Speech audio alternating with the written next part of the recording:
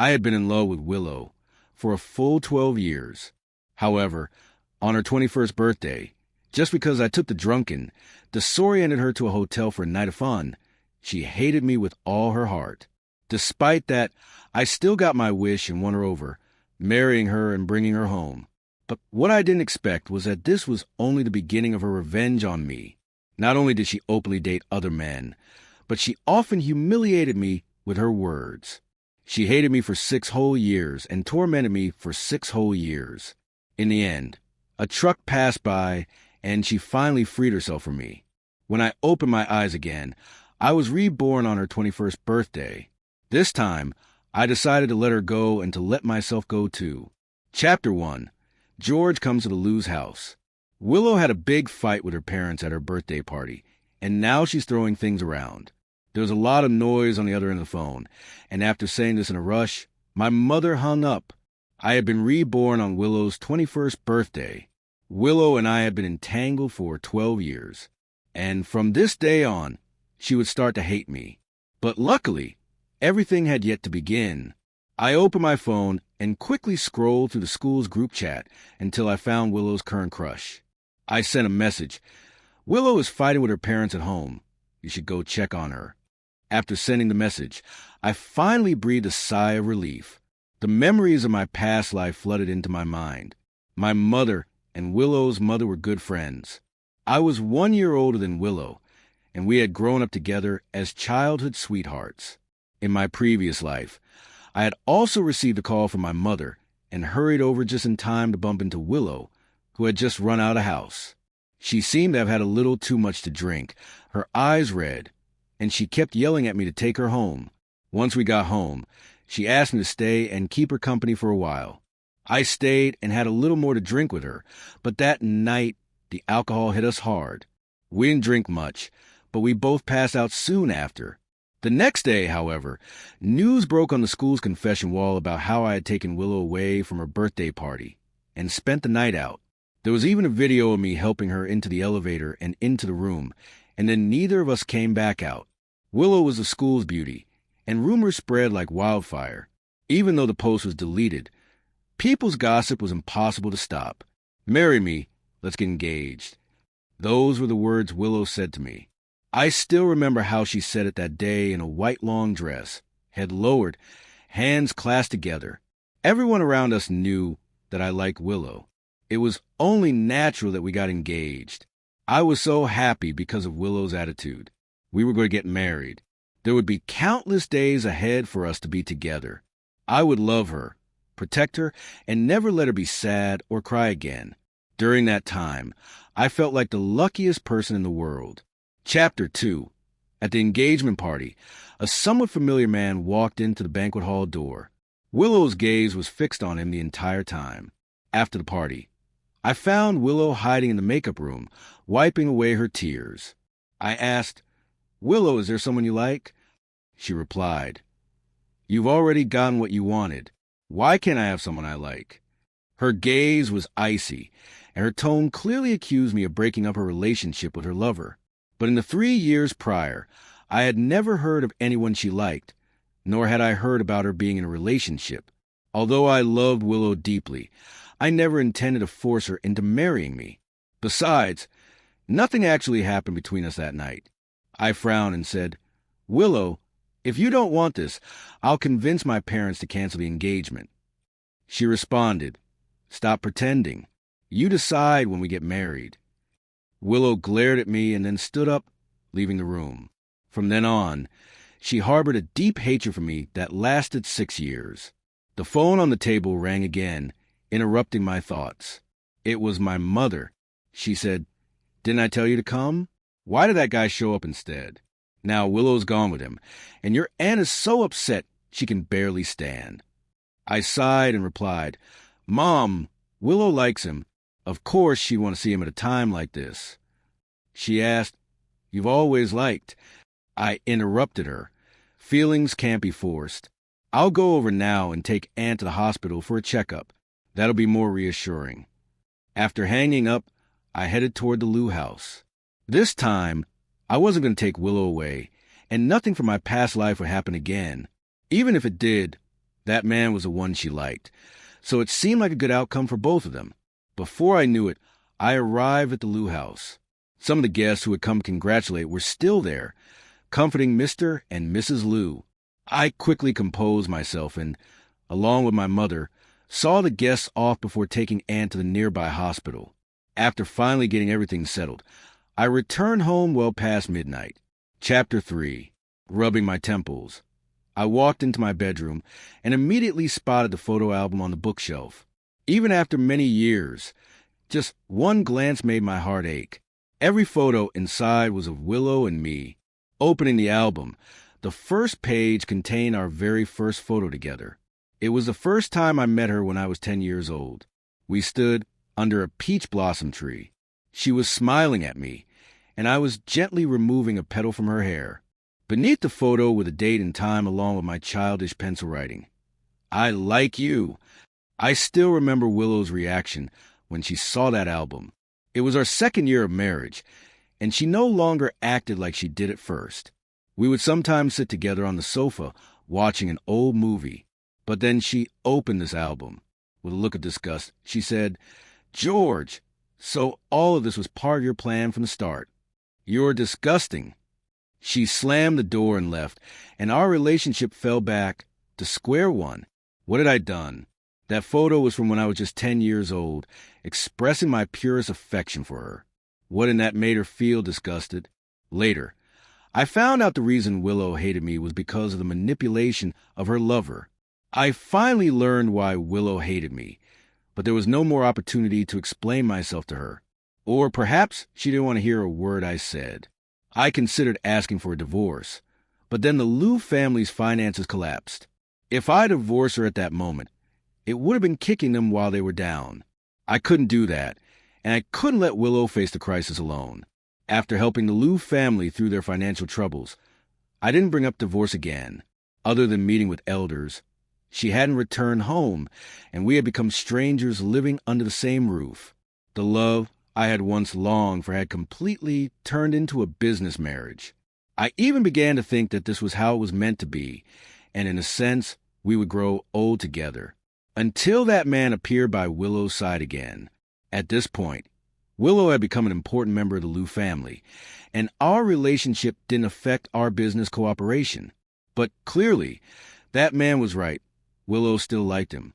In the photo my friend sent, the man was fixing Willow's slightly messy hair, and she looked up at him and smiled, just like the first time I met her. So I said to her, "Let's get a divorce." 6 whole years had passed, and I was tired. Since the man she liked had returned, I would let her have her happiness. At least someone could find happiness. She asked, "What are you trying to do now?" Her voice on the other end of the phone was still as cold as ever. There was a new business deal between our companies recently, and I guess she was worried that I would try to ruin the contract by divorcing her. I said, "It won't affect the business." After a pause, I added, "Let's meet and discuss this in person." I didn't call a driver, but drove myself to her company. But in the end, I never reached my destination. When the truck came barreling towards me, I saw a group of children on the sidewalk. I didn't steer the wheel in time, and everything, the car, the people, was shattered. Chapter 4. George, thank you for taking care of my parents. It was a message from Willow. I frowned. Shouldn't she be with her lover right now? But then again, if that man was the one who orchestrated the incident in my previous life, he definitely wouldn't want to jump into the trap himself. Anyway, I was no longer interested in getting involved in their matters. I exited the chat with Willow and casually removed her from the top of my messages. At that moment, another message popped up. "George, I want to start a business. Will you join me?" It was from my childhood friend David. I paused for a moment, then remembered that David had asked me the same thing in my previous life. But back then, I was out of it, and then I got caught up in deleting videos and handling rumors, followed by getting engaged to Willow. The conversation never went anywhere. Thinking about this, I quickly replied to him, "Sure, I'm in. Let's go tomorrow." His response was, "What?" David clearly didn't understand at first. I replied, "Before starting a business, you need to do some research." You can't just stay local. That's not real entrepreneurship. He responded, True, true. With George around, we're bound to make some serious money. After discussing our ideas for a while, I started packing my things. As I stood up, the photo album that had been on my lap fell to the floor. After a brief moment of thought, I tossed it into the trash can next to my desk. The next day, after informing my parents, I headed to S-City with David. Leaving here wasn't just about starting a business. It was also a way to distance myself from Willow. This time, everything between Willow and me ended here. That was enough. I wouldn't entangle myself with her anymore, and I wasn't willing to spend any more time and energy on this. When we arrived in S-City, David and I quickly found a business opportunity. With experience from my previous life, I knew exactly what could make money now. He said, Bro, we got everything ready. We just need the funds. David scratched his head. Does this mean we have to go back and ask our parents for money? At that moment, the phone rang. David pulled out his phone and said, Hey, Willow's calling me. She must be looking for you. He winked at me and stood up to answer the call. I said, If she asks about me, just tell her you don't know where I am. David hesitated for a moment, but didn't say anything more. He went along with my request. He asked, Bro, don't you like her? David looked at me in confusion. I laughed and replied, She's already with someone. Do I look like the kind of guy who breaks up couples? I got up, patted David on the shoulder, and added, I'll go freshen up. David didn't. Press further after hearing this. But out of the corner of my eye, I saw his hand almost burning a hole through the phone screen. I knew he was already broadcasting this juicy news to the group chat. I couldn't help but smile wryly. Well, that's fine too. Chapter 5. I had a peaceful sleep, but was abruptly woken up at 7 o'clock by David. George, someone's willing to invest in our project. The investor was David's classmate. We met at a tea house to discuss things. The investor said, My dad wants me to start a business, but I'm afraid I'll ruin the family. I feel like you guys are more reliable than me. Alicia was wearing jeans and a white t-shirt, looking like she had just woken up and rushed over. Alicia's father spoiled her. He didn't just treat her well, but he also regarded her as his successor. But it seemed like Alicia just wanted to take it easy. David said, Don't worry. If you follow George, you'll definitely make money. He was smiling and handing out tea as he spoke. With Alicia's involvement, we had solved the funding problem. Alicia said, George, the outfit you chose is too small-minded. Alicia spent quite a while advising David on his outfit, picking clothes for him before turning to me. Today we were attending an industry gathering. I looked at my outfit in the mirror, a full suit, neat and proper, with my tie perfectly tied. I said, I don't think there's a problem with it. She said, We're a team, do you understand? Alicia threw something down from upstairs. I reached out and caught it. It was a tie in the same color as her dress. Since she was the investor, I had no reason to refuse. While I was tying the tie carefully, the other two came downstairs. David was wearing a white suit paired with a tie matching Alicia's color scheme. They looked pretty good together, I thought to myself. David said, This actually works. The three of us look like we could be secret agents. He walked up to me, raised an eyebrow, and made a gun gesture. Alicia looked at him blankly and said, You? A secret agent? David responded, What's wrong with that? It's how they act in the movies. Watching David and Alicia bicker, I couldn't help but relax and smile. This kind of life was nice. Even though Alicia was the investor, she still followed us around everywhere. She was really smart and picked up things quickly. She also offered some insightful opinions, which surprised me. No wonder Alicia's father wanted her to venture out on her own. With her sharp mind, she could succeed at anything. At the gathering, we attended as ourselves, not as the children of our parents like usual. The three of us were a bit nervous. Chapter 6. What I didn't expect was to run into Willow there. After all, I've known her for almost 20 years. From a distance, I could already tell it was her. But the person standing next to her wasn't her lover. Perhaps sensing my gaze, Willow turned towards me. George, she called out. Her eyes lit up, and she seemed a little surprised. Letting go of the arm she had been holding, she lifted her skirt and walked towards me. I was momentarily taken aback. The Willow I knew always carried herself like a proud princess when she was around me. In my past life, for so many years, I was always the one who took the initiative to approach her. When she was in a good mood, she would call me George, and when she wasn't, she would just nod slightly, acknowledging me. But now, to see her walk toward me with a smile, this was a rare sight. Willow came up to me and tried to take my arm. Instinctively, I slightly turned my body to avoid her. Her expression froze, as though she didn't expect me to react this way. When she looked at me again, her eyes were red. "Hey, Willow." David, sensing the awkward atmosphere, stepped forward and greeted her. He and I had always been good friends, so he also addressed her casually as Willow. Willow didn't respond to David. Instead, she kept her gaze fixed on me. I asked, "Willow, is there something you need?" I sighed inwardly, not wanting the atmosphere to become too tense. So I asked. Only then did Willow take a step back, putting a little distance between us.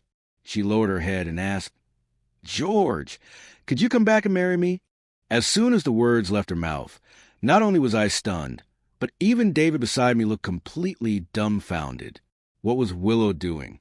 In my past life, I desperately wanted to marry her, but she hated me. In this life, I had let her be with her lover, and now she was asking to marry me again. I asked, "But you already have someone you like, don't you?" I spoke calmly, and to my surprise, when I heard Willow talk about marriage, my heart didn't feel any stirring. It turned out that I really didn't like her anymore. She bit her lip and said, "No, it's not like that. He's just—" Willow hesitated to speak. At that moment, a familiar voice interrupted. "Have you seen my brooch?" It was Alicia, having just finished talking to people, and now walking toward David and me. Willow's expression stiffened, her eyes moving from me to Alicia and then to my tie. Alicia asked, "And who's this?" Alicia naturally saw Willow standing in front of me and smiled brightly at her. I said, "She's the daughter of my mother's good friend, Willow." I turned back to answer Alicia's question and added, "Didn't you leave your brooch at home?" Alicia rolled her eyes and reached her hand out to Willow. "Hello, Willow. I'm Alicia, their business partner." David sighed and said, "Do you even know what a business partner is?" David's sarcastic remark caused Alicia to playfully aim a punch at him. Willow turned back, noticing David's tie. It seemed like she remembered something and let out a small sigh of relief. Chapter 7, Alicia asked, "George, what's going on?" After seeing Willow leave, David and Alicia both walked over to me. I said, "How would I know?" "But you didn't even bring your brooch today," Alicia replied. "I thought you were tied down by some love debt, so I came to help you out. Who knew you wouldn't go along with my plan?" Alicia winked mischievously. David responded, "What love debt? George is like Willow for years. Let me count." He began to dramatically count on his fingers, pretending to calculate. Alicia couldn't help but burst out laughing. I said, "All right, stop embarrassing yourself. There was nothing between me and Willow, and there won't be anything in the future either." I gave David a light slap and then said seriously, "Don't forget why we're here today." Alicia said, "Yeah, that over there is Mr. Law, my dad's friend. Let's go introduce ourselves." Alicia pointed to a person nearby, David, and I straightened up and headed in that direction. But clearly, you could avoid trouble on the first day, but you can't escape it on the 15th. After the event, when David and I had just dropped Alicia back off, my mother's call came in. "George, your aunt called and said Willow has nowhere to go. She wants to stay at your place for the night. I know you don't want to be with Willow anymore, but no matter what, she's like a daughter to me. I've watched her grow up." My mom sighed. We grew up together, and over the years, she'd long considered Willow her own daughter. Even though I no longer liked Willow, I couldn't just leave her hanging. I said, "Send me the location. I'll go pick her up." I had long since blocked Willow's contact and didn't want to add her back just for this. B. David and I met Willow downstairs at a hotel. She was still wearing the same dress from the banquet, looking a little cold as she hugged her arms. When David parked in front of her, she didn't react immediately, only furrowed her brow slightly. I opened the car door and, like usual, helped her into the car. Willow said, "George, why did you drive this kind of car?" Her tone carried some resentment and a hint of disdain. David, who had been smiling and offering her a blanket, froze for a moment, his smile gradually fading. In my past life, I hadn't started my own business yet, and Willow always acted as if she'd do anything for love. I hadn't noticed she cared about these things. Willow seemed to notice David's change in expression. She pursed her lips as if she wanted to say something, but couldn't bring herself to. I asked, "You're already at the hotel. Why are you still coming to my place?" I glanced at the nearby hotel. It looked like Lou's family had arranged it for her. She said, "In the past, our families would always travel together, and you were always by my side. But now I'm staying at a hotel alone, and I'm a little scared." Willow reached out and tugged at the corner of my shirt, shaking it slightly. Her voice was choked, and I could hear the tears in it. I asked, "Then why did you come here alone?" She replied, "I came to find you." It seemed my mom had told Willow where I was. I sighed and said, "Willow, I know you have someone you like. Now that I'm leaving, it's the perfect time for you to be with him." She said, "After you left, my dad started setting me up with blind dates." Her words took me by surprise. Willow had always been treated like a princess in the Lou family. How could they suddenly push her into arranged marriages?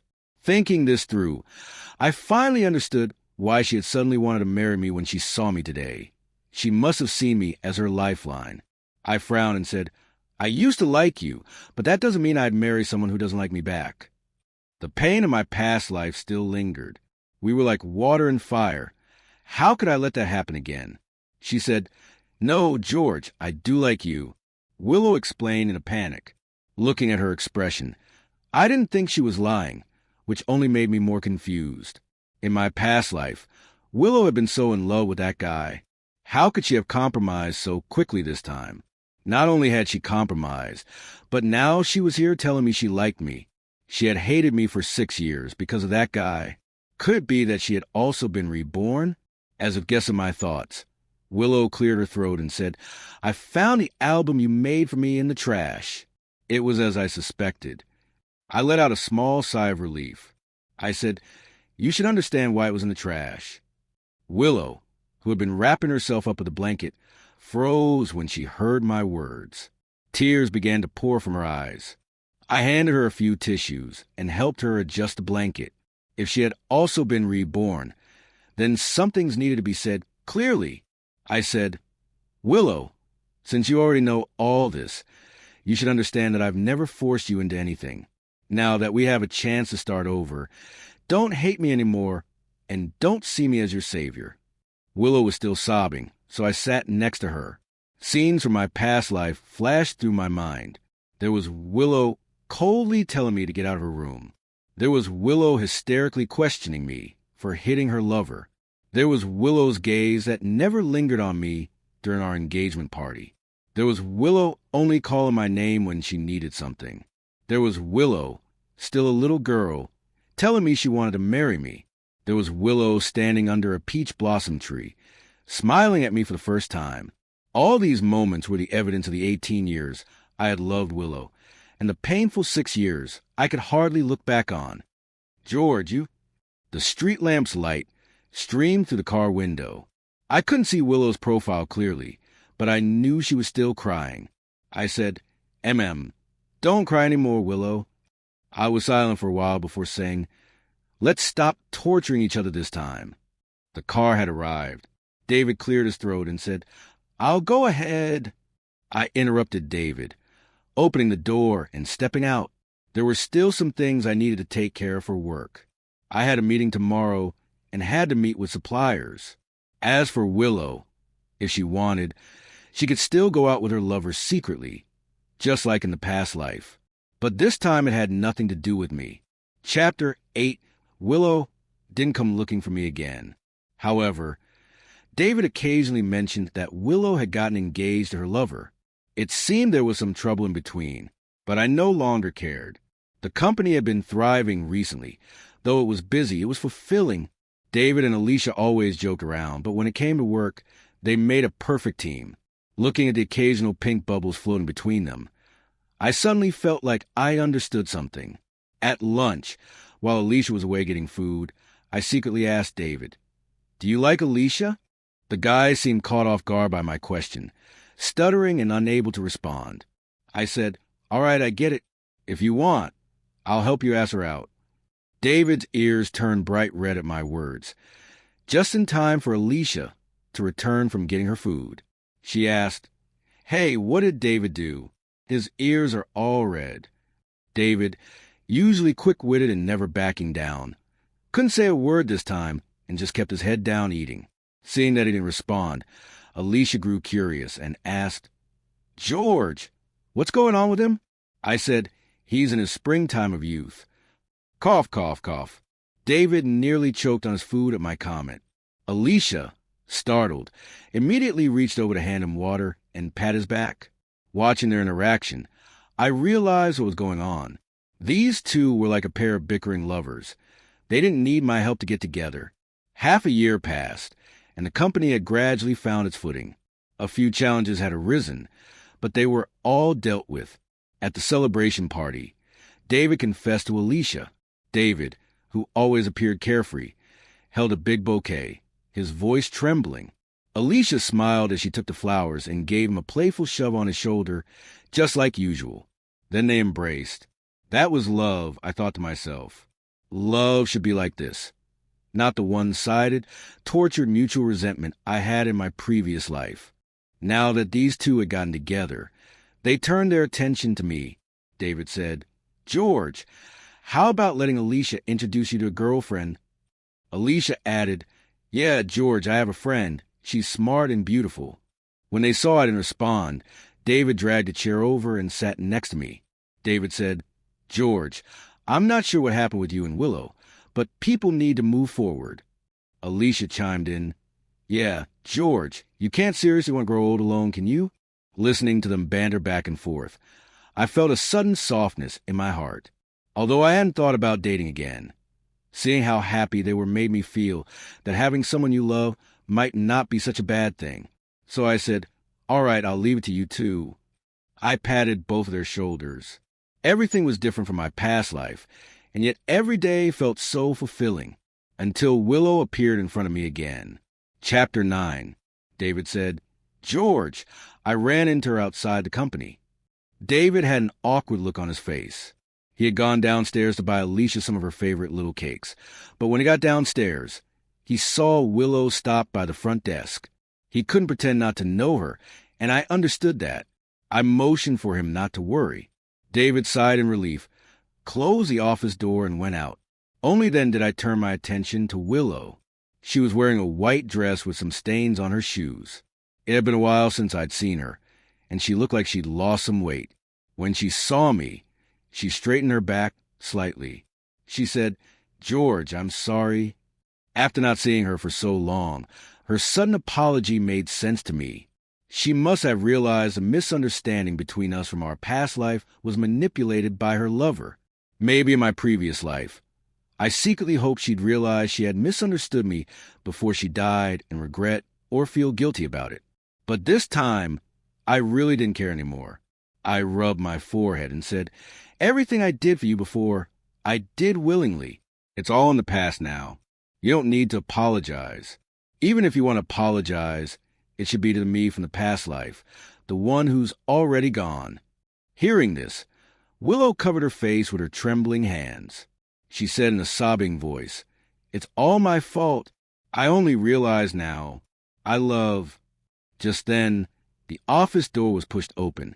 A female voice said, "I want some barbecue this afternoon." I didn't see her yet, but I could hear her voice clearly. It was Anna, my girlfriend, and Alicia's best friend. She's kind, smart, and most importantly, she likes me and I like her. We'd been together for half a year, and we're like any regular couple, eating, chatting, and enjoying each other's company. Being with her made me realize how much strength a good relationship can bring. I replied, "Okay, I know a great place." I looked at her and couldn't help but smile. When Anna's gaze shifted to Willow, I stood up and walked over to her, introducing her. "This is Willow, my mom's friend's daughter." Then I turned to Willow and said, "This is my girlfriend, Anna." Anna smiled and said, "Hi, are you joining us for lunch?" It must have been tiring coming all the way here. Willow froze for a moment, then looked up at me, seeming a little confused about how Anna knew she'd come from far away. I smiled knowingly and looked at the girl beside me. Her eyes, like mine, were filled with a happy smile. Willow asked, "Can I talk to George alone for a moment?" I hadn't expected Willow to say that, but I didn't feel like there was anything I needed to hide from my girlfriend. So I said, "If you have something to say, just—" But before I could finish, Anna interrupted me with a smile. "Sure, I'll wait for you outside." With that, she walked out. When the door closed, Willow finally looked up at me. Tears filled her eyes as she choked out, "I love you, George. After you died in our previous life, I only realized I loved you. Chapter 10 this life. I thought since you don't like me anymore, I would be with him." But the girl in front of me was crying uncontrollably. In our past life, she always had a stern face when facing me, but this time it seemed she had endless tears. I sighed and said, "Don't you understand yet? You don't love me. You're just used to me being there for you, used to me loving you." She denied it, saying, "No, I misunderstood you. Willow, I already have someone I like. I've experienced how happiness comes from being in a good relationship. You should experience that too, just like me. Willow, I hope you can be happy in this life." Willow didn't speak anymore. She just sobbed quietly. I handed her some tissues. I asked, "Do you need me to arrange someone to take you home?" Willow still didn't respond. I said, "You should rest here for a while. Someone will come to take you home soon. Goodbye, Willow." I opened the office door, and Anna was sitting in Alicia's office just across from me. I walked to the doorway of Alicia's office, and David was sharing a small cake with her. Anna, hearing the noise, turned her chair around and smiled at me. The sunset's afterglow drew a line on the floor. If I walked along it, I could hold her hand. Anna gave me a feeling of being delicate and wonderful. She was a smart girl. The sunset landed on her face, and I reached out to hold her hand. She suddenly looked at me and asked, "How did the conversation go with her?" I casually replied, "Not much.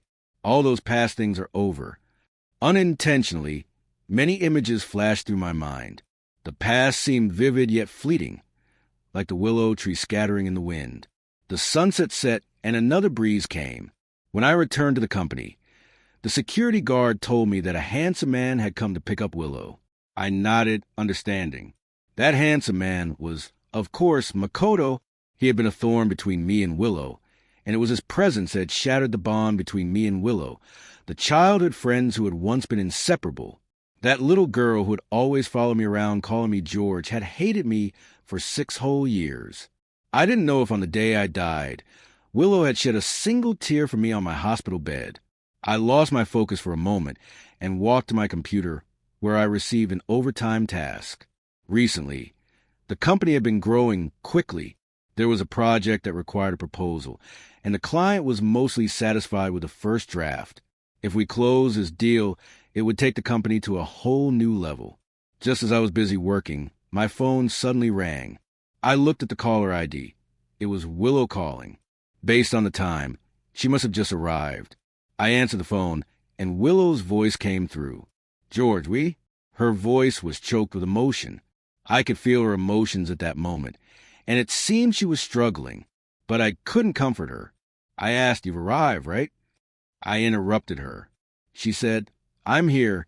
George, I'm engaged to Makoto. He came to pick me up, and we're going to his place." She said slowly. I replied, I wish you happiness." After saying that, she fell silent. It was a long, awkward silence between us. About a minute later, I heard her sobbing from the other end. She was crying deeply, but by then we were already like parallel lines, perhaps never to intersect again. I hung up the phone and blocked Willow's contact again. It was to avoid any unnecessary contact between us. It was also out of respect for my girlfriend, Anna. In my past life, I had experienced an unhealthy relationship and marriage. I understood the pain those kinds of relationships brought. That's why I didn't want to bring any unfair treatment to Anna. I worked until around 3 in the morning, finally finishing the proposal. I stretched lazily and headed home. Now I was working hard in S-City and had established a stable career here. My heart had also settled here. I had bought a big house, and I had 2 cats living there, one named Ahu and the other Xiaohua. They were also childhood companions growing up in the house I bought. Ahu was the older brother. Xiaohua was the younger sister. They often played around, but most of the time they were happy. Chapter 10 this life. I thought since you don't like me anymore, I would be with him. But the girl in front of me was crying uncontrollably. In our past life, she always had a stern face when facing me, but this time it seemed she had endless tears. I sighed and said, "Don't you understand yet? You don't love me. You're just used to me being there for you, used to me loving you." She denied it, saying, "No, I misunderstood you. Willow, I already have someone I like. I've experienced how happiness comes from being in a good relationship. You should experience that too, just like me. Willow, I hope you can be happy in this life." Willow didn't speak anymore. She just sobbed quietly. I handed her some tissues. I asked, "Do you need me to arrange someone to take you home?" Willow still didn't respond. I said, "You should rest here for a while. Someone will come to take you home soon. Goodbye, Willow." I opened the office door, and Anna was sitting in Alicia's office just across from me. I walked to the doorway of Alicia's office, and David was sharing a small cake with her. Anna, hearing the noise, turned her chair around and smiled at me. The sunset's afterglow drew a line on the floor. If I walked along it, I could hold her hand. Anna gave me a feeling of being delicate and wonderful. She was a smart girl. The sunset landed on her face, and I reached out to hold her hand. She suddenly looked at me and asked, "How did the conversation go with her?" I casually replied, "Not much. All those past things are over." Unintentionally, many images flashed through my mind. The past seemed vivid yet fleeting, like the willow tree scattering in the wind. The sunset set and another breeze came. When I returned to the company, the security guard told me that a handsome man had come to pick up Willow. I nodded, understanding. That handsome man was, of course, Makoto. He had been a thorn between me and Willow, and it was his presence that had shattered the bond between me and Willow, the childhood friends who had once been inseparable. That little girl who had always followed me around calling me George had hated me for 6 whole years. I didn't know if on the day I died, Willow had shed a single tear for me on my hospital bed. I lost my focus for a moment and walked to my computer, where I received an overtime task. Recently, the company had been growing quickly. There was a project that required a proposal, and the client was mostly satisfied with the first draft. If we closed this deal, it would take the company to a whole new level. Just as I was busy working, my phone suddenly rang. I looked at the caller ID. It was Willow calling. Based on the time, she must have just arrived. I answered the phone, and Willow's voice came through. "George, we?" Her voice was choked with emotion. I could feel her emotions at that moment, and it seemed she was struggling, but I couldn't comfort her. I asked, "You've arrived, right?" I interrupted her. She said, "I'm here. George, I'm engaged to Makoto. He came to pick me up, and we're in his place." She said slowly. I replied, "I wish you happiness." After saying that, she fell silent. It was a long, awkward silence between us. About a minute later, I heard her sobbing from the other end. She was crying deeply, but by then we were already like parallel lines, perhaps never to intersect again. I hung up the phone and blocked Willow's contact again. It was to avoid any unnecessary contact between us. It was also out of respect for my girlfriend, Anna. In my past life, I had experienced an unhealthy relationship and marriage. I understood the pain those kinds of relationships brought. That's why I didn't want to bring any unfair treatment to Anna. I worked until around 3 in the morning, finally finishing the proposal. I stretched lazily and headed home. Now I was working hard in S-City and had established a stable career here.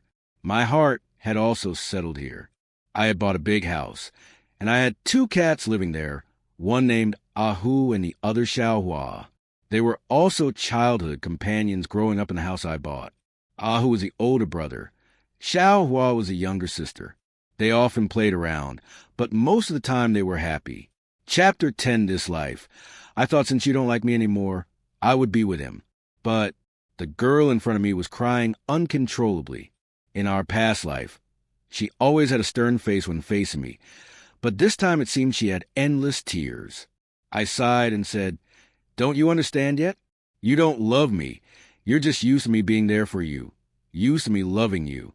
She denied it, saying, "No, I misunderstood you. Willow, I already have someone I like. I've experienced how happiness comes from being in a good relationship.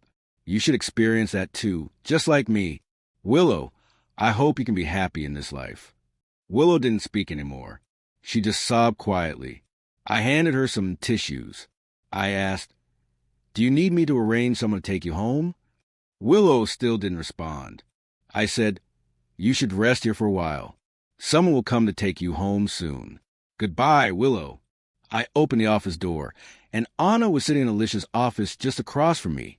I walked to the doorway of Alicia's office, and David was sharing a small cake with her.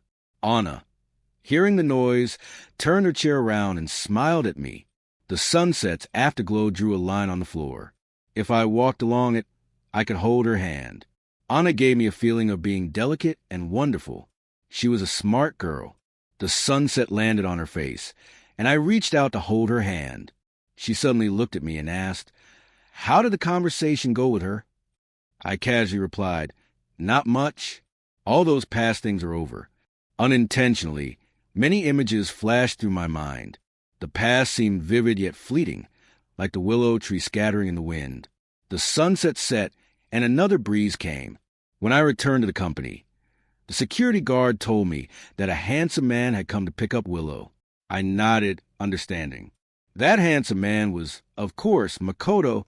He had been a thorn between me and Willow, and it was his presence that had shattered the bond between me and Willow, the childhood friends who had once been inseparable. That little girl who had always followed me around calling me George had hated me for 6 whole years. I didn't know if on the day I died, Willow had shed a single tear for me on my hospital bed. I lost my focus for a moment and walked to my computer where I received an overtime task. Recently, the company had been growing quickly. There was a project that required proposal, and the client was mostly satisfied with the first draft. If we closed this deal, it would take the company to a whole new level. Just as I was busy working, my phone suddenly rang. I looked at the caller ID. It was Willow calling. Based on the time, she must have just arrived. I answered the phone, and Willow's voice came through. "George, we?" Her voice was choked with emotion. I could feel her emotions at that moment, and it seemed she was struggling, but I couldn't comfort her. I asked, "You've arrived, right?" I interrupted her. She said, "I'm here. George, I'm engaged to Makoto. He came to pick me up, and we're in his place." She said slowly. I replied, "I wish you happiness." After saying that, she fell silent. It was a long, awkward silence between us. About a minute later, I heard her sobbing from the other end. She was crying deeply, but by then we were already like parallel lines, perhaps never to intersect again. I hung up the phone and blocked Willow's contact again. It was to avoid any unnecessary contact between us. It was also out of respect for my girlfriend, Anna. In my past life, I had experienced an unhealthy relationship and marriage. I understood the pain those kinds of relationships brought. That's why I didn't want to bring any unfair treatment to Anna. I worked until around 3 in the morning, finally finishing the proposal. I stretched lazily and headed home. Now I was working hard in S-City and had established a stable career here. My heart had also settled here. I had bought a big house, and I had 2 cats living there, one named Ahu and the other Xiaohua. They were also childhood companions growing up in the house I bought. who was the older brother. Xiao Hua was the younger sister. They often played around, but most of the time they were happy. I took out my phone and called Martin, but the call went unanswered. It rang through, but no one picked up. This could mean either he was deliberately avoiding my call, or he was in a meeting without his phone. Given the circumstances, I felt the first option was more likely. He was deliberately not answering. It seemed that the chance to salvage the situation was slim. But no matter what, I still had to try. Chapter 12. After thinking it over, I headed to Martin's company. As soon as I entered the building, the receptionist stopped me. She asked, "Who are you looking for?" I answered truthfully. The receptionist then asked if I had an appointment. I replied that I had made an appointment, but I needed to speak to Martin about an important matter. She smiled politely and said, "Sorry, sir. Without an appointment, you won't be able to meet our boss. Please schedule one and come back later." Her response made my heart sink a little. It seemed likely that the 2 months of effort we put into this project were going to go to waste. This was a collective effort of our whole company. Even if there was just a small chance, I couldn't give up so easily. I didn't enter the building, but waited outside. I waited from morning until finally I saw Martin in a suit coming down from the building. He was around 40 years old, with no significant beer belly. His physique was actually quite well maintained. As soon as I saw him, I didn't hesitate. I quickly walked up to him and said, "Martin, can we talk?" His eyes fell on me, and the 2 people accompanying him immediately stepped in front of me to block my way. I tried to push forward, but they blocked me completely. Martin said, "Let him through." At his command, the 2 men stepped aside. I walked straight up to Martin. "Martin, did you look at the proposal I sent you last night? Is there something you're dissatisfied with?" He replied, "Your proposal is fine overall, but we won't be able to give you the order. Sorry, Wang Zong." His tone carried a hint of apology. I asked, "What's the reason for your refusal?" "I won't go into the reasons, but it's not that your proposal is bad," Martin said, his eyes flicking toward me. "Sorry, Wang Zong, I have a dinner to attend, so I'll be leaving now." With that, Martin turned and walked away. I stood there for a moment, staring at his retreating figure, lost in thought for a few seconds. When I snapped out of it, I realized there was no point in staying here. I left Martin's company and headed back to my own. Once I arrived, I called a meeting with Alicia and David. The content of the meeting was simple. I explained the situation to them. First, I told them that we were probably not going to get the order. Second, I mentioned that our proposal was still good, and we should see if we could find another company in a similar field to collaborate with so that all of our efforts wouldn't go to waste. David listened and said, "Okay, George." Alicia had no objections either. She said, "I'll go arrange it." After Alicia left, David turned to me and said, "George, do you know why we lost the order?" He looked serious, and I was puzzled. "Why?" He said, "I did some digging into Makoto. This guy doesn't come from a rich family. The only reason he can run this company is that the Liu family invested in it. I suspect that he got the order because of his connection with the Liu family." David paused for a few seconds. He looked at me with hesitation. I couldn't help but ask, "David, when did you start becoming so cautious? Just say what you need to say." David continued, "This is still related to Willow. Do you think she might be trying to get back at you out of spite for what happened between you two?" I glanced at David. My relationship with Willow was far from simple. We had both been reincarnated. I knew her past, and she knew mine.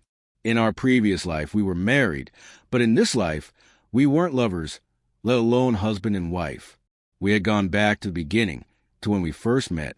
But now, I didn't want to have any further involvement with Willow. I didn't want to repeat the same mistakes from the past.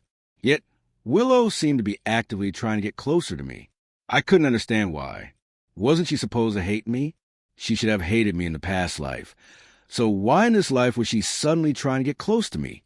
I was confused and unsure of her intentions. I said, "I don't think so. This could be Makoto's doing." I remembered that Willow had never been interested in business matters. She liked doing the things she enjoyed. When David heard me mention Makoto, His anger flared up. He gritted his teeth and said, "That bastard Makoto, I'm going to take care of him right now." David started to leave, but I stopped him and said, "Going after him now won't help. Our priority is still to find a new partner." David nodded, realizing I was right, but he still muttered, "Our company and Makoto are done for." I agreed. It was definitely over between us. It had been over even in our past life. Makoto was a disgusting, despicable man. I sat in my office, starting to look for some information, try to find possible new partners, and see if there was any chance of salvaging the situation. I didn't know how much time had passed when my desk phone rang. I glanced at the caller ID and saw an unknown number. Normally, I wouldn't answer such calls. But to my surprise, the caller repeatedly dialed 3 or 4 times. Seeing this, I decided to pick up the phone. When I answered, I waited for a few seconds before a low voice spoke on the other end. "Is this George?" "Yes, it's me," I replied, my voice serious. "This is Makoto. I'm glad we're finally talking," he said, his tone clearly dripping with provocation. I paused for a moment. After regaining my composure, I asked, "What do you want?" "Nothing special, really. I just wanted to let you know that I'm now engaged to Willow. She's my fiancée, and I hope you can keep some distance from her," he said. I frowned, feeling displeased. What bothered me wasn't his request to keep my distance from Willow, but the way he spoke to me as if ordering me around. I responded coldly, "You don't need to talk to me about your business with Willow. I'm not interested, and you don't need to remind me."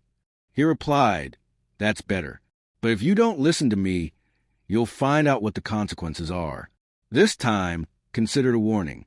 If there's a next time, it won't be so simple." His voice turned ominous. I asked, "Do you really feel proud of using despicable methods to steal this order?" He answered, "It doesn't matter. The important thing is that I won. I've said what I needed to. You should take care." With that, he hung up. Chapter 13.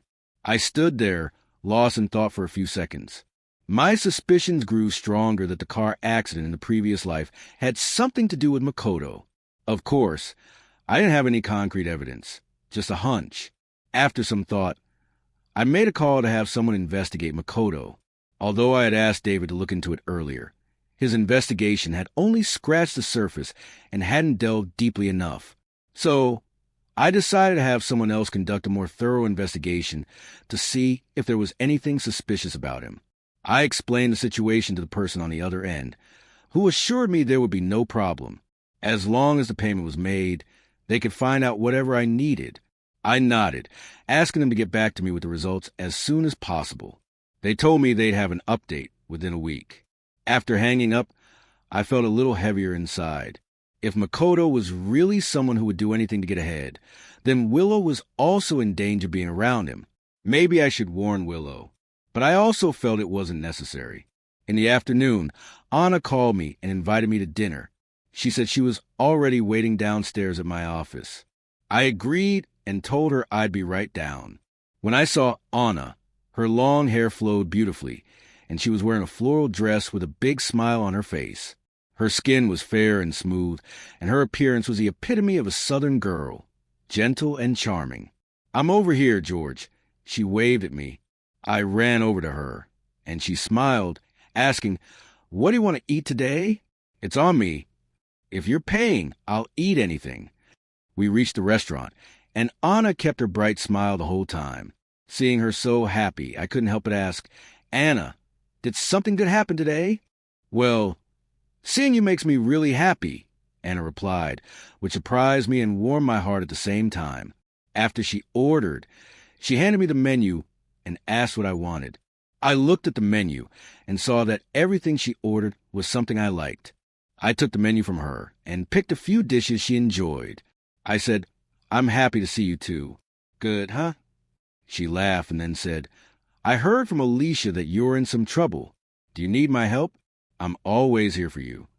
She made a playful fist with her hand. I waved my hand, saying, "It's not time for you to step in yet." Suddenly, my phone on the table rang. I looked at the caller ID and saw it was an unknown number. I initially thought it was Makoto calling again. I considered hanging up, but Anna suddenly said, "Answer it." I looked at her and saw she was propping her chin up, her face full of curiosity as she stared at me.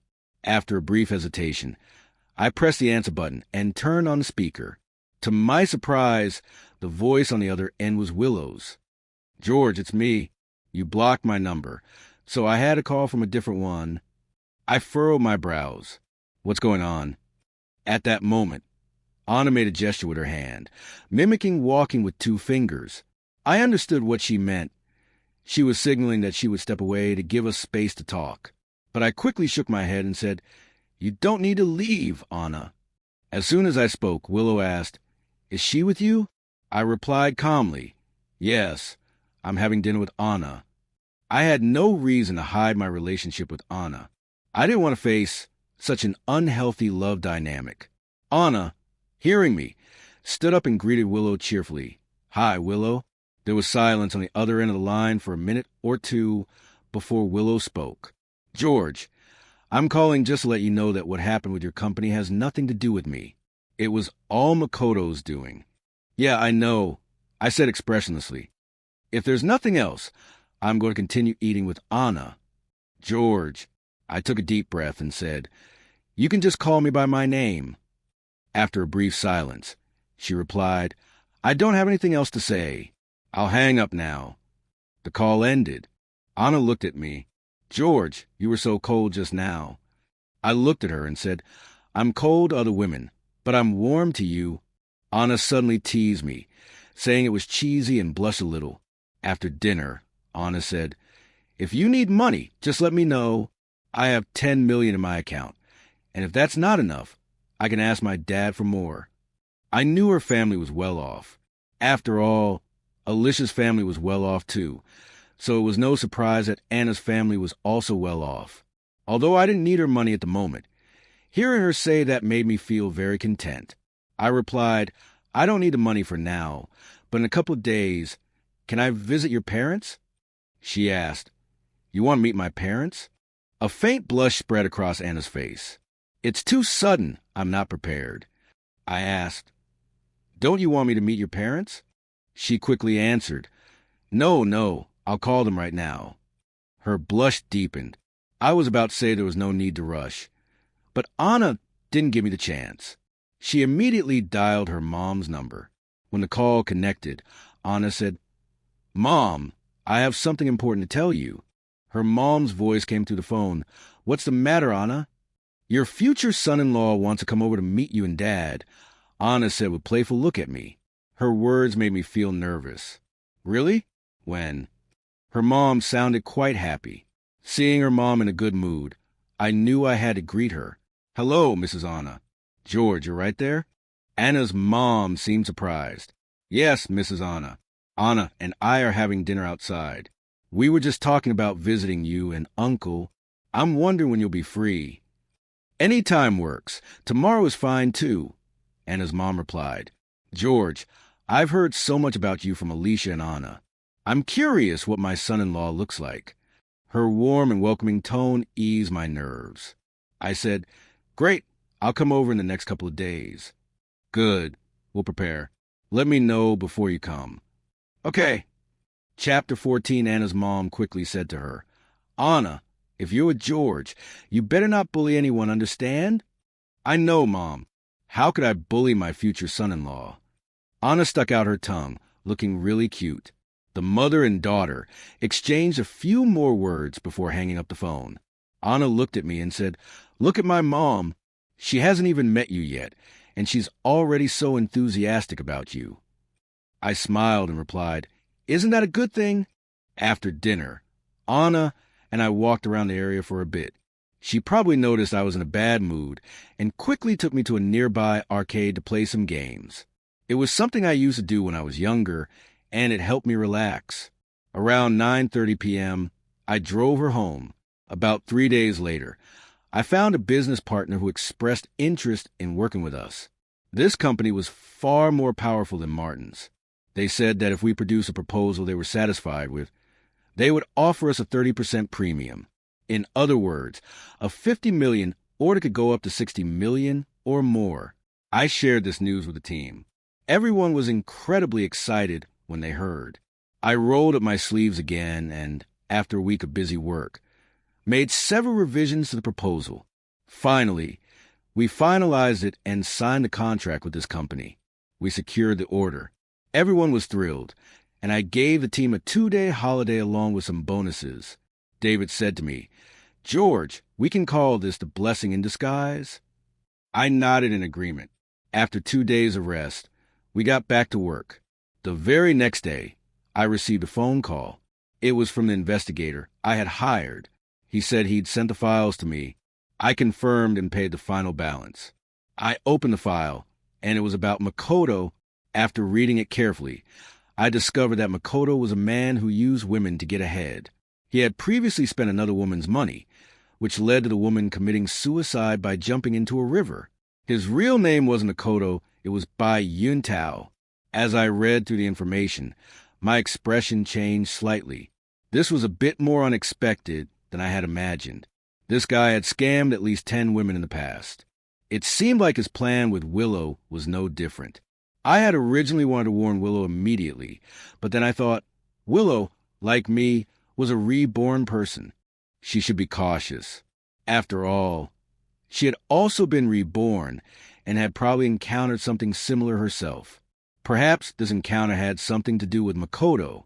About a month later, we completed the first order from this new company. They were highly satisfied with our efficiency and quality.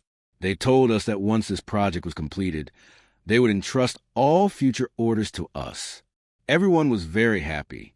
About a week later, I received a phone call from none other than Martin, the one who had rejected us earlier. Seeing Martin's number, I hesitated for a few seconds before answering. "Martin, what's going on? You have time to call me today." "Wong, this is really embarrassing. The last order we gave to the other side, they couldn't handle it. Now I'm stuck. It's really tough." Martin sounded embarrassed. I replied, "Martin, you're so capable. How could you not handle it?" "Look, Wong, I'll give the order back to you. You just do me a proposal, and I won't complain. I'll even give you a 10% premium," he said seriously. I thought for a moment and agreed. After all, money coming to you shouldn't be turned down. I called a meeting with Alicia, David, and the team. David was angry, saying, "This guy wants to come crawling back. We should have never worked with them." Alicia rolled her eyes at him. "There's money to be made. Why not work with them?" I agreed with Alicia and said, "That's right. Everyone's worked hard recently. Let's finish Martin's order as quickly as possible." The team agreed and left the meeting room. That same day, Makoto called me again and started yelling, "Wong, what the hell are you doing stealing orders from me?" I calmly responded, "Nothing personal, just relying on skill." "Fine, you'll pay for this. I'll make sure of it," Makoto threatened me. I felt a bit annoyed and muttered under my breath, "Bai Yuntao?" He clearly paused for a few seconds, then replied, "Who's Bai Yuntao? Who are you talking about?" "I'm Makoto." "All right, Ito, take care of yourself," I said and hung up. What I didn't expect was that this phone call almost led to an accident. One day, while driving home from work, a car suddenly swerved towards me. Luckily, I managed to dodge it. But this near accident made me realize one thing. Makoto was a very dangerous person. After some thought, I decided to send Willow the information about Makoto. What she chose to do with it was up to her. I believed she must also harbor hatred towards him. Once I had done that, I couldn't help but breathe a sigh of relief. Now the company was growing quickly, and everything was going smoothly. I also met Anna's parents, and they were very pleased with me. Her mom, in particular, was extremely warm and friendly. After a few visits to their home, her mom started asking me when I would propose to Anna. I replied, "Anytime." I quickly told my parents about it. They were happy for me, although my mom was still a bit disappointed that I wasn't with Willow, since Willow had always been the daughter-in-law she approved of. But when my mom actually met Anna, she quickly grew fond of her and urged me to propose to her as soon as possible. Both families agreed, and Anna and I were very much in love. Everything was perfect. We picked a good date, and about a week later, I got engaged to Anna. Chapter 15. It was a lively day. Alicia and David, the matchmakers, were 100% going to be there. The engagement ceremony was completed. I was exhausted, so when I got home, I rested. The next morning, I saw a news article about Makoto. Makoto had been arrested for fraud and intentional injury. He had scammed more than 10 women, which made the news go viral. People were spitting on him with disgust. Disgust so strong it could almost be felt through the screen. At the same time, I received a phone call from Willow. She said on the phone, "George, thank you for helping me." I replied, "I'm not helping you. I'm helping myself." I found Makoto utterly disgusting. Although I couldn't prove it, I suspected that he had something to do with my death in the previous life. There were some clues that pointed to him as someone who would stop at nothing to get what he wanted. After all, I had nearly had another car accident. Willow was silent for a moment, then said, "No matter what, I have to thank you. I know Makoto is no good." I hummed in acknowledgement, but suddenly didn't know what else to say. We both fell silent for a while. Then she said, "George, congratulations on your engagement." "Thank you for your blessing," I replied. She continued, "I'm about to go abroad to study to learn something. If things go well there, I probably won't come back." Her voice seemed to tremble a little. But no matter what, our relationship had become something of the past. We were like strangers now. I said, "I wish you all the best and hope you find happiness." With that, I hung up the phone. About a month later, Alicia and David had their wedding. Anna and I were the best man and maid of honor in their love. They truly cared for each other and loved each other deeply. I envied them, of course. I was also thankful that I had Anna by my side now. I held her hand, looked into her eyes, and thought to myself, this was the person I would be happy with for the rest of my life. Willow's side story. After George called, I began packing up my office in the nearby lounge. When I wasn't home, I mostly stayed at the company. But I didn't want him to know. After all, he had always been so exceptional, and so much had happened between us. My pride constantly reminded me not to bow down, not to admit defeat. Although I was a bit confused as to why he suddenly wanted a divorce, I still felt a slight sense of relief. Maybe we were truly a pair of ill-fated souls. After all these years, we had never really had the chance to live a peaceful life together. Now that we were separating, maybe it was a good thing. But when it came time to actually part ways, the anger and resentment in my heart had all but faded, leaving only an indescribable melancholy. I picked up the photo of the two of us from the desk and was about to put it in the drawer when the phone rang. "Hello, is this George's family? Please come to the Central Hospital." It felt like time stopped in that moment. When I regained my senses, I was already in the car heading to the hospital. To be honest, I couldn't even really recall how I felt at that time. All I remember is that I didn't shed a single tear. It wasn't until I came back from the hospital and returned to our shared home that everything felt real. For some reason, I walked into his study.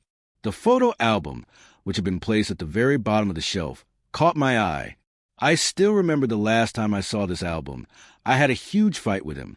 But now, seeing it there was no longer anyone in this world who could share it with me. I took a deep breath and opened the album. The first page was a photo of us from the first time we met. We were still young, and the sun looked beautiful that day. George's eyes were slightly lowered, his lashes casting a shadow on his face. Those were the good old days. Yes, George and I weren't supposed to end up like this. We grew up together. He was my best friend, like an older brother. His hands were skilled. When we went on picnics, he would weave a beautiful flower crown and place it on my head, calling me Little Princess. He was amazing at math. I remember countless afternoons when he patiently explained problems to me in the yard, never getting frustrated with me even though I was slow. His cooking was fantastic. Braised pork, mapo tofu, all the dishes I loved. He cooked them so well. He'd flick my forehead with his finger, but it didn't hurt. He'd take me to the amusement park and cover my eyes when we went into the haunted house. When I fought with my parents, he'd take me away. I understood his pressure and responsibilities. and he understood my pride and sensitivity. We were the people who knew each other best. Later, I got into the same university as him. On the day he helped me find an apartment, I was still looking forward to the next 4 years of college life together. But then I met another guy. His name was Makoto. He said he liked me and took me to the seaside on his motorcycle. The speed was fast and my heart raced. He asked if I liked him too, and I felt my heart pounding in my chest, unsure. Before that, I always thought I liked George. So I told Makoto the same. Makoto told me, what you feel for him is dependence, not love. You've always seen him as a brother. Family love isn't the same as romantic love. Makoto might have been right. I had confused my dependence with love. That evening, I sat by the sea with Makoto. The waves crashed against the rocks beneath us. He kissed the back of my hand, and I didn't pull away. Later, I introduced Makoto to my parents. Then I got drunk with George. He stayed over at my house that night. And then the video of us in the elevator at our apartment spread around the school. I couldn't understand why he did that. Makoto reminded me, maybe he wants to be with you. I was in disbelief. We'd known each other for so long, and I knew George wasn't like that. But that day, it was indeed George who came home with me, and the only ones who knew where our apartment was were me, Makoto, and George. My father said, if you marry George, we'll get through this crisis.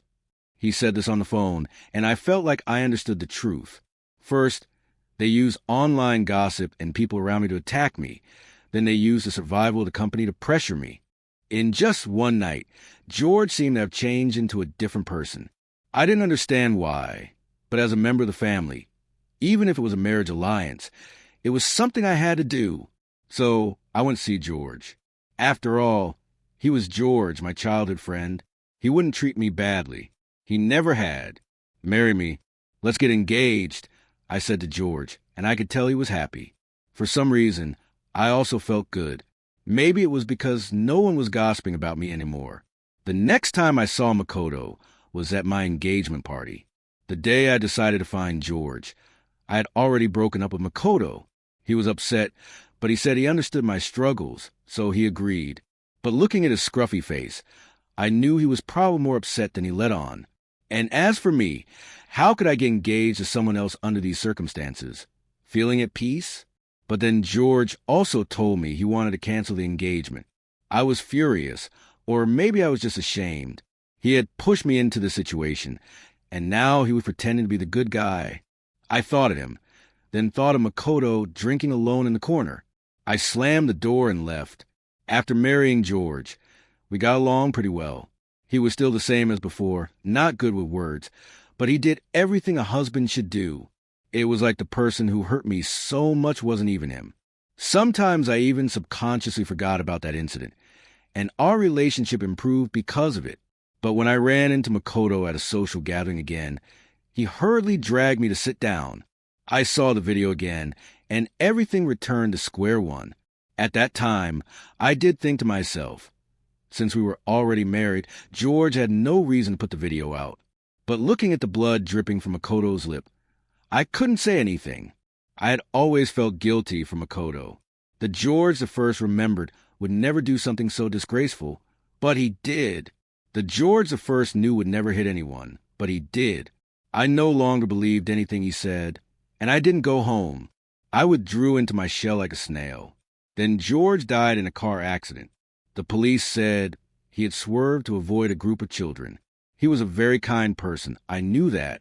But he also deeply hurt me and hurt another person who loved me. When I came to my senses, the album was still quietly spread out on the desk. In the photo, the young versions of us were still smiling so happily. A single tear fell and blurred the childishly written words. I like you. I rushed to wipe away the water stain, only then realizing that it was my tears. But then I had an accident and was reborn. What I originally thought was an accident turned out to be something Makoto had planned all along. It turned out he never liked me. He only liked my family background. I deeply regretted it. Regretted hurting the one who loved me the most, George. Because of Makoto, I hated George for 6 years. So when I was reborn, the first thing I wanted to do was find George. Find my George. I wanted to start over with him, but it was too late. He had already found someone he liked, and that person was very nice. She was beautiful and gentle, and he started to distance himself from me. I knew I had hurt him deeply, so I didn't blame him. But at that moment, Makoto came back to approach me. I hated him. I wanted to get revenge on him, and I made a series of plans. I wanted to drag him into the abyss. During this time, my plans were almost discovered by him. Several times I thought I wouldn't succeed, and I couldn't get my revenge. But in the end, George stepped forward and gave me some information, and I finally succeeded in getting my revenge. Having gotten my revenge, I decided to move abroad. There was nothing left for me in this country. I happened to get an opportunity to further my studies. Leaving the country, I knew I would never have any more interactions with George in this life. But I would still wish him happiness in my heart for the rest of his life.